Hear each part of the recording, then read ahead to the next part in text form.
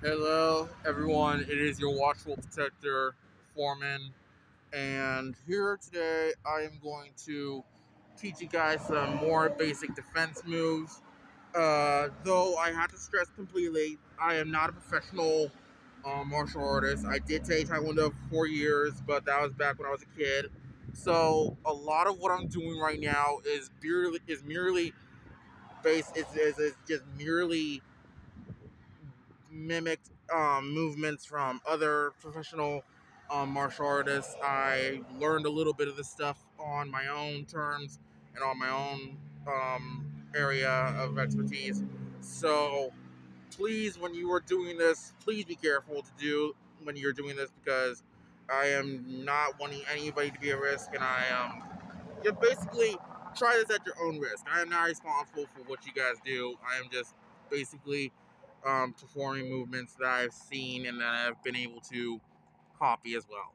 So, sorry for. Anyways, the fixing my mask is crazy, but I will be getting a new mask soon, sometime next year. It would actually be a helmet, and so you won't have to like always see me in this, which is rather uncomfortable because I can never get this mask to fit right. So, but yeah, let's go. Let's get into this. So last time I showed you guys how to like defend yourself, how to block, dodge, and disarm someone who's coming at you.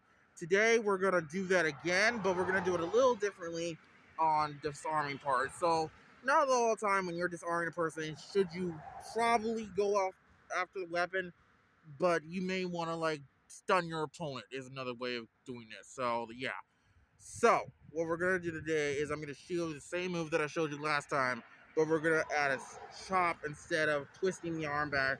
We're going to do a chop to the neck. So, here we go. So, first, what you're going to do is the same movement from before. Your opponent's coming at you with a blade or something, and you dodge. Again, you dodge. And then you push that person arm out, attacking arm out, with your other hand, and then you either chop or you can just elbow them in the throat or elbow in the gut. I wouldn't recommend elbowing in the throat to begin with. Maybe if it's not, especially if it's not a like an actual weapon, like it's a blunt instrument. Yeah, just elbow them in the gut or the chest, enough to knock the wind out of them. I wouldn't exactly go for the throat. So the throat, I can't stress enough. The throat is something you really don't want to do unless your life is at stake and if your life is literally under dire need of protection. Like if you're really about ready to feel like you're being killed, I would not use the knife, the elbow to the throat if you were not absolutely sure that your life is in danger.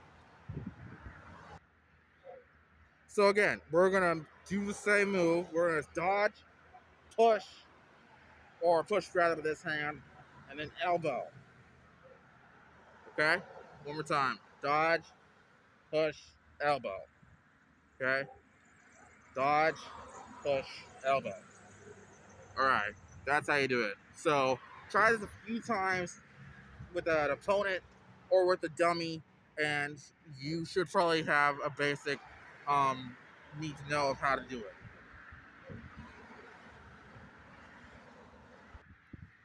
So again, we're gonna try that again. We're gonna do the same thing we did before. Now that you see that you may have a good grasp on what we're doing, let's do it a little faster. Dodge, push, elbow. All right. Dodge, push, elbow. Dodge, push, elbow. And that, folks, is how you basically defend yourself against an opponent by shocking them and keeping them from stabbing you with a weapon or from hitting you with a weapon or whatever. So again, I have to stress this. I have to stress this, people. Again, I am not a experienced. I am not a professional fighter.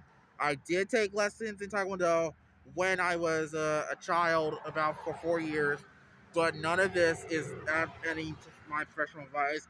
If you want to learn real martial arts, I suggest you go to a professional or study in a school or in a dojo.